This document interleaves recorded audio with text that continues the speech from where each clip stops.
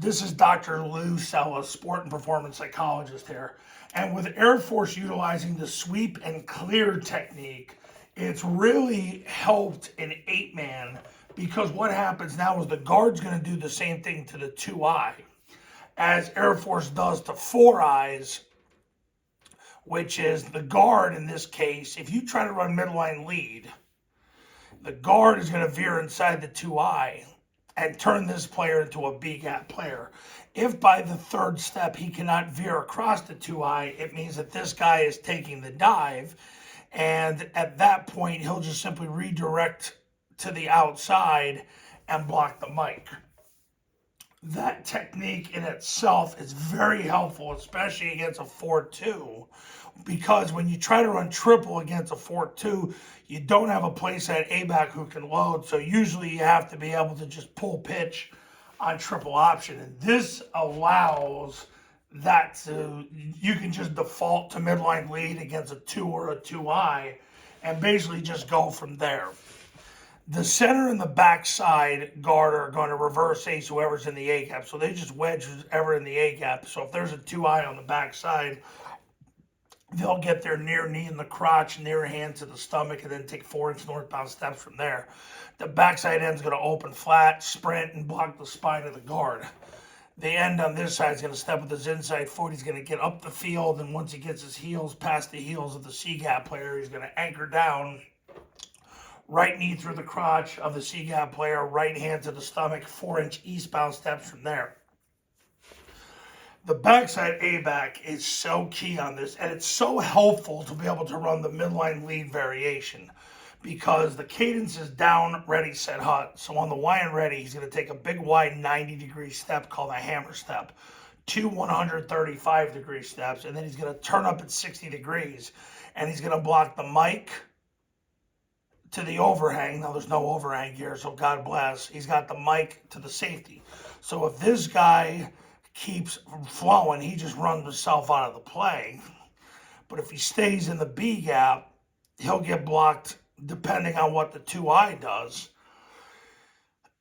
You know, he could end up getting blocked by the guard or by the A-back, but the A-back basically blocks the mic. If the mic's canceled or not there, he goes to the next level. The quarterback's going to take the snap, jump backside, and point the ball. The B-back's going to sprint through the ball, sprint through the play side hip of the guard, and sprint through the end zone. If the 2-eye takes the B, the quarterback replaces him and scores. That's the beauty of the sweep and clear technique, because if the guard can veer past him, you make him a B-gap player, and now he's a quarterback player. Because if he's able to veer past him, there's no doubt he's not playing the dive, because the ball's going to hit right where the guard is, not where the guard's initial alignment is, but where the guard is, and it hits off his outside hip. And if he can't veer past him, he just redirects, blocks the mic, and it becomes a pull read.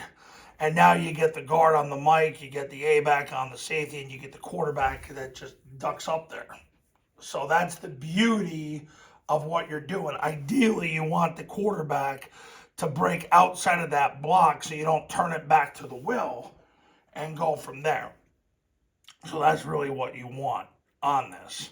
So what this allows the offense to do now is, if you come up to the line and you call triple in 8-man football, and they give you a 3, a 2, or a 2-eye, you can just default to midline lead and you'll be fine. And then you don't have to block the defensive tackle, and you can fan the C-gap player. Now, I know ideally you can cancel him too, but it's a lot harder to do against a 4-2 defense. Against a 4-2 defense, though, they're in a pretty vulnerable spot, because if you just simply pull pitch it, you know, they're in a lot of trouble, because this guy blocks him, and then this guy's in a tough spot because he's got to really run to get to the pitch. But Paul Johnson used to do it all the time as well, and it's not a big deal. But this allows you to run midline lead and really make it a very successful play using the sweep and clear technique with the play side guard against the 2-eye.